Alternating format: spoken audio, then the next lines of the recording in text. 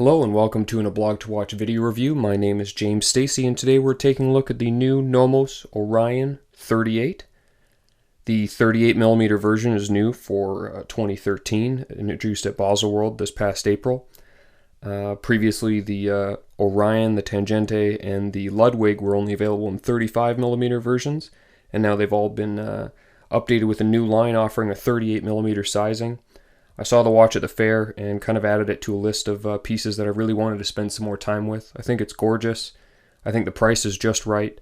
And I absolutely love the design. And the 38mm works really well for, someone who maybe normally wears a sport watch like myself or just prefers something a bit bigger than a very vintage-sized 35mm that the Orion has been since Orion launched its first line.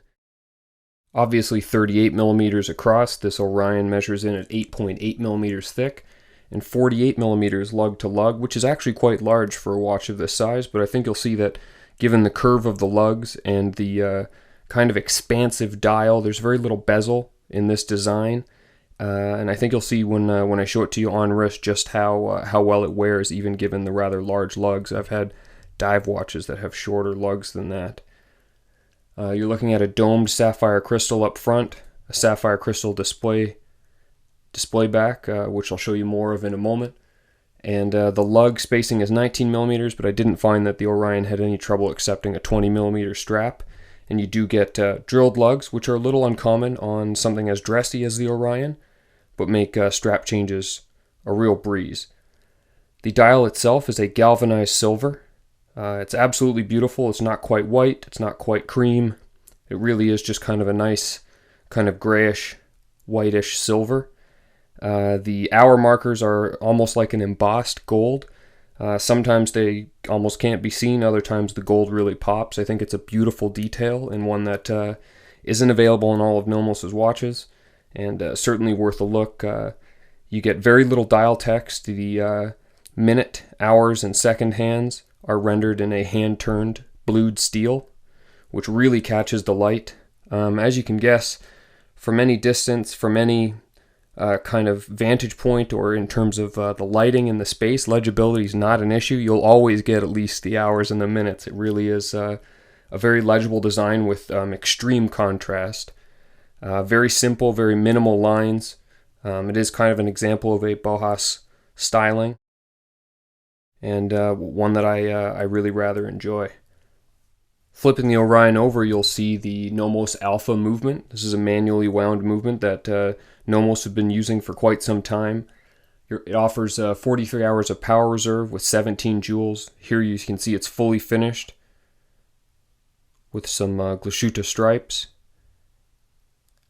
Really is a great looking movement, and it's a fitting movement for a I don't like to say simple because that sounds like a demeaning kind of phrase, but it is a simple watch, a simple looking and very classic watch with a very reliable and very simple and straightforward movement. Not technically a fully in-house movement, although the entire movement is made by Nomos in-house aside from the mainspring. What you're actually looking at is Nomos's kind of highly customized version of a Purseux 7001. My apologies on the pronunciation. And they do render it with a 3/4 plate. There's normally a segmentation between the two sections of that main plate, and it is adjusted in 6 positions and keeps very good time. This example was accurate to just a few seconds a day. Nicely finished, and really an excellent movement for this price point, and a very fitting movement for a watch hailing from Germany, in that the movement, of course, is essentially rendered completely in Germany. And here's the Nomos Orion 38 on wrist. It's very thin, very easy to wear, exceedingly light, curves beautifully against the wrist. It is an absolutely really nicely fitting watch. My wrist is about 7 inches. I think this watch would work to someone as low as a 6-inch wrist and people with much larger wrists than mine. I found the included Horween kind of shell Cordovan strap to be quite comfortable, very soft, and I think it fits the watch nicely, although my preferences would be towards a brown strap. The design is informed by the Deutscher Werkbund movement. Again, I apologize on the pronunciation, doing my best. But that's the mindset, born in Germany that eventually gave birth to Bauhaus design. I found the Orion to be surprisingly dressy. For those of you who wear dress watches frequently, you may be looking at this and saying, you're crazy, of course it's dressy, look at it. For some reason I assumed this watch would be, capable of going with just about anything, but every time I got dressed in the morning and then put this on, I was like, maybe I'll go back and kind of upgrade my wardrobe to suit the kind of classy vibe that the Orion gives off. The 38 millimeter is all dial, so it wears much larger thanks to both that expansive dial and the rather long lugs. I think if you looked at this, you'd be surprised from the video alone that it's not 40 or 41 millimeters. It doesn't weigh anything. I think it's gorgeous, and it catches the light beautifully with the mix of the silver dial, the gold indices, and the blued hands. All of this, along with the movement, comes to a total of $2,380 for the list price.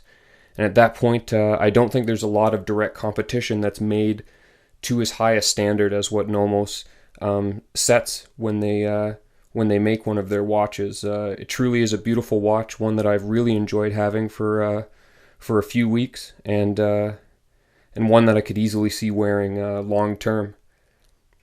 My name is James Stacey, and this has been my review of the Nomos Orion 38.